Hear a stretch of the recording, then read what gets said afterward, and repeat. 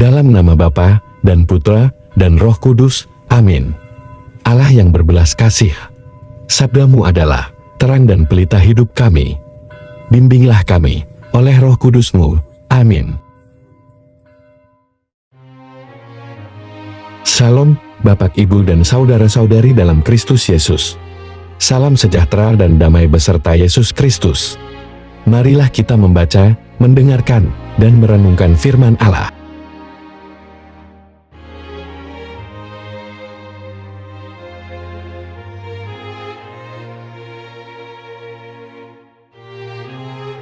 Bacaan pertama. Bacaan dari Nubuat Yehezkiel. Beginilah firman Tuhan.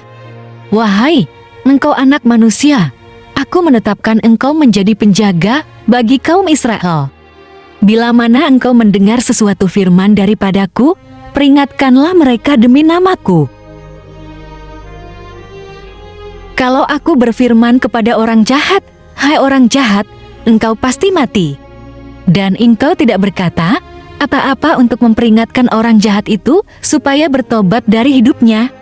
Orang jahat itu akan mati dalam kesalahannya. Tetapi aku akan menuntut pertanggungan jawab atas nyawanya daripadamu. Tetapi jikalau engkau memperingatkan orang jahat itu supaya ia bertobat dari hidupnya, tetapi ia tidak mau bertobat, ia akan mati dalam kesalahannya, tetapi engkau telah menyelamatkan nyawamu. Demikianlah sabda Tuhan. Syukur kepada Allah.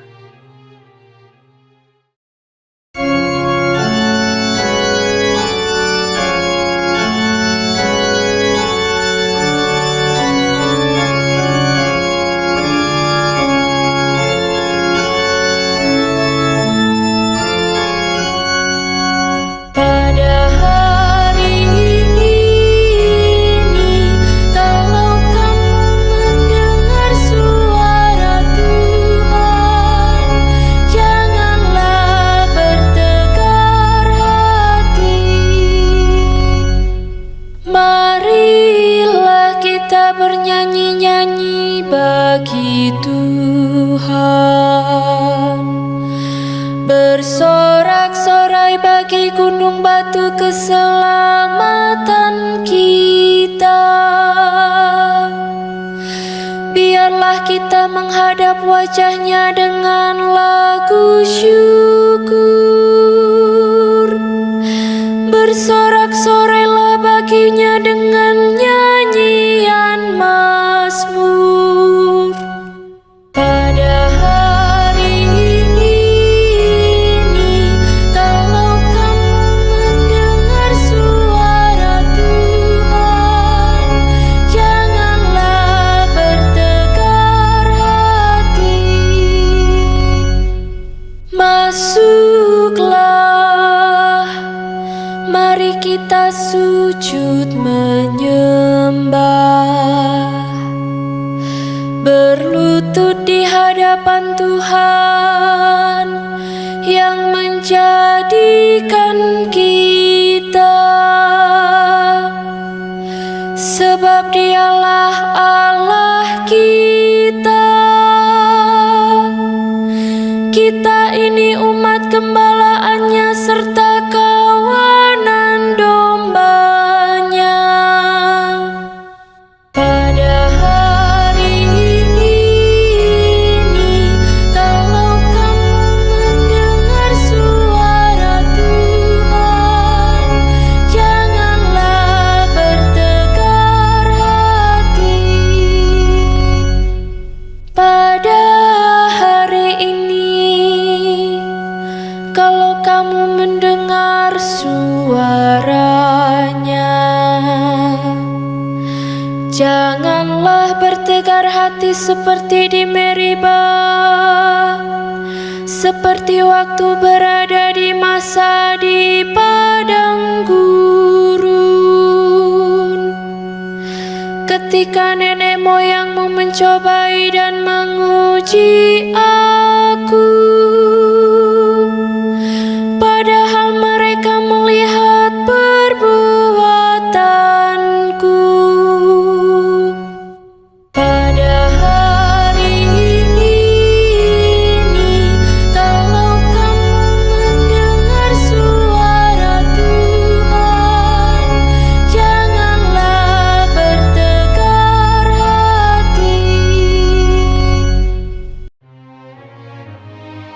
Bacaan kedua.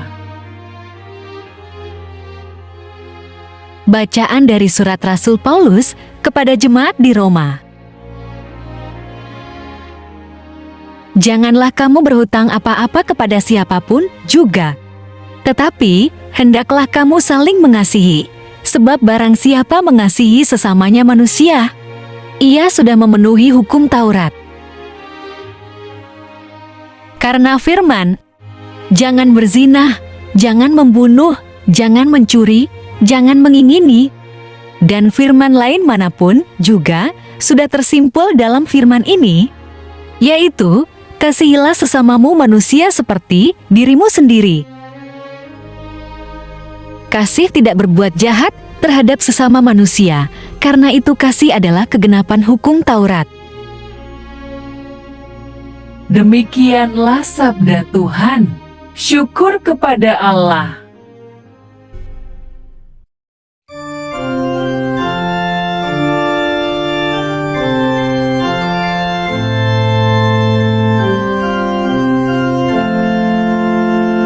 Alleluia, alleluia, alleluia. Firman Tuhan tetap untuk selama-lamanya.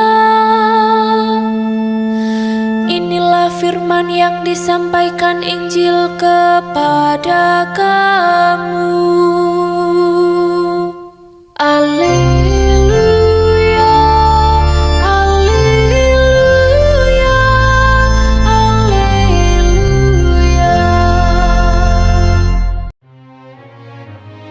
Tuhan bersamamu dan bersama rohmu.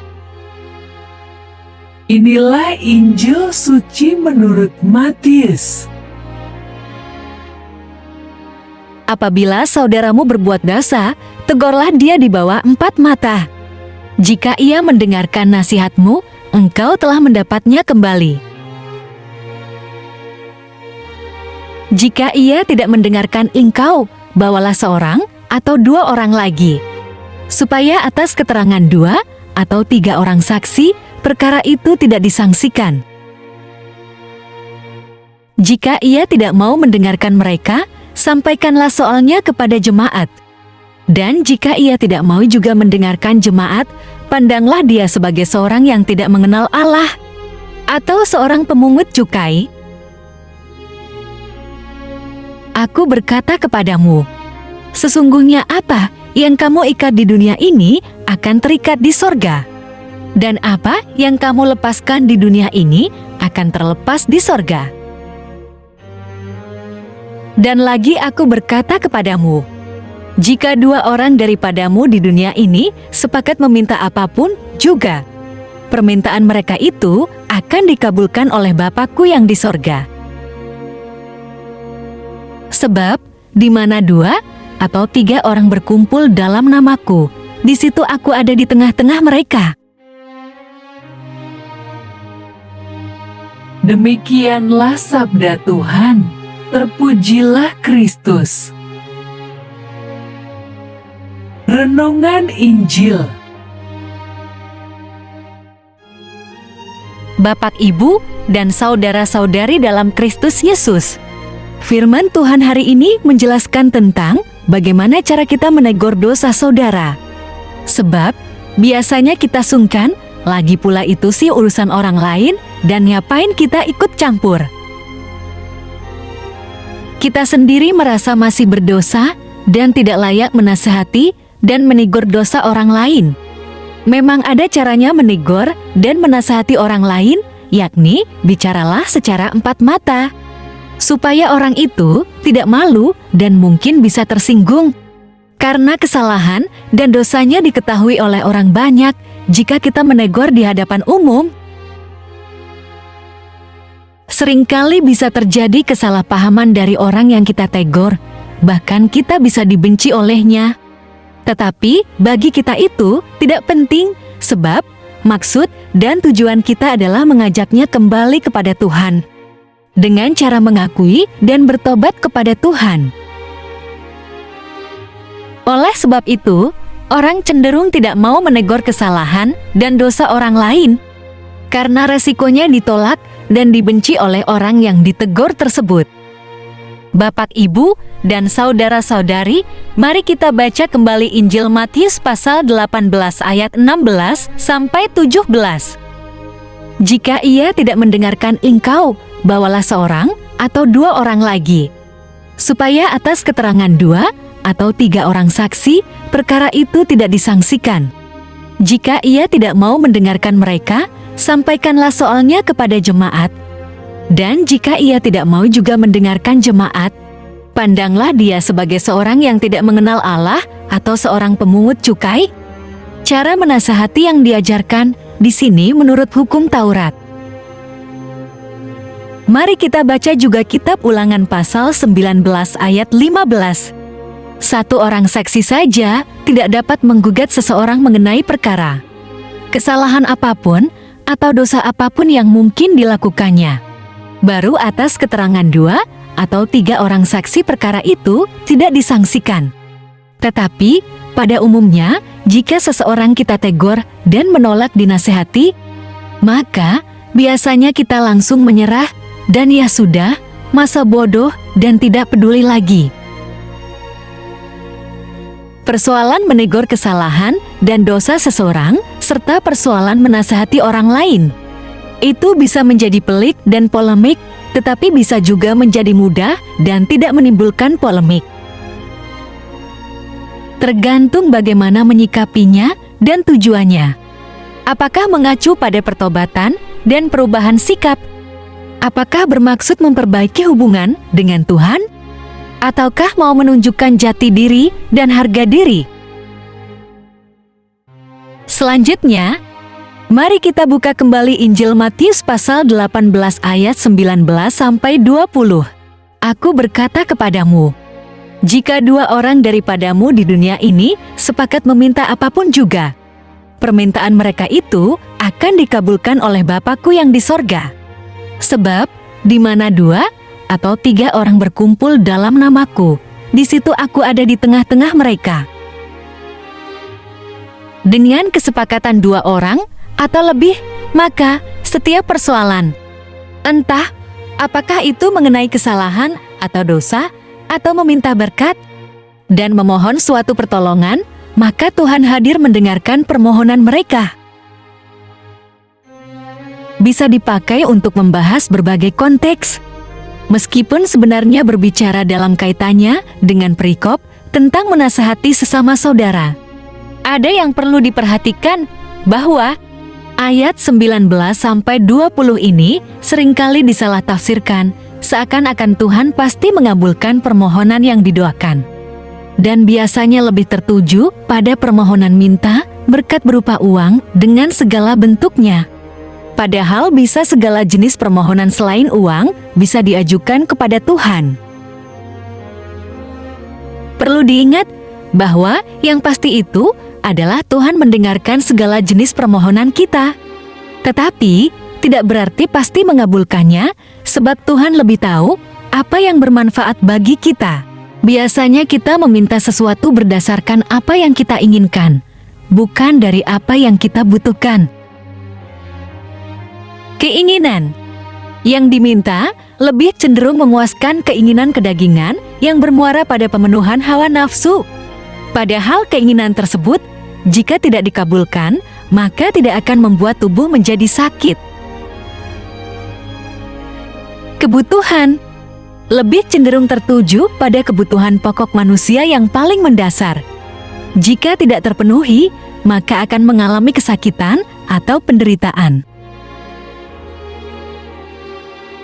Bapak, Ibu, dan saudara-saudari dalam Kristus Yesus, semoga kita tidak bersikap masa bodoh, tetapi peduli kepada sesama saudara.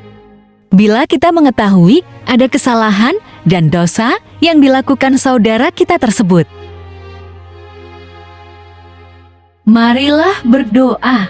Allah Bapa, sumber pengharapan, Engkau telah mengikat perjanjian dengan semua orang melalui Yesus yang terurapi. Semoga kami selalu berpegang teguh pada Dia dan berkembang menjadi umat yang patuh setia. Dengan pengantaraan Yesus Kristus, Putramu, Tuhan kami yang bersama Dikau dalam persatuan Roh Kudus, hidup dan berkuasa Allah sepanjang segala masa. Dalam nama Bapa, Putra, dan Roh Kudus. Amin. Terima kasih sudah mendengarkan dan merenungkan firman Allah. Jangan lupa subscribe dan jangan lupa juga aktifkan loncengnya. Terima kasih, Tuhan Yesus memberkati.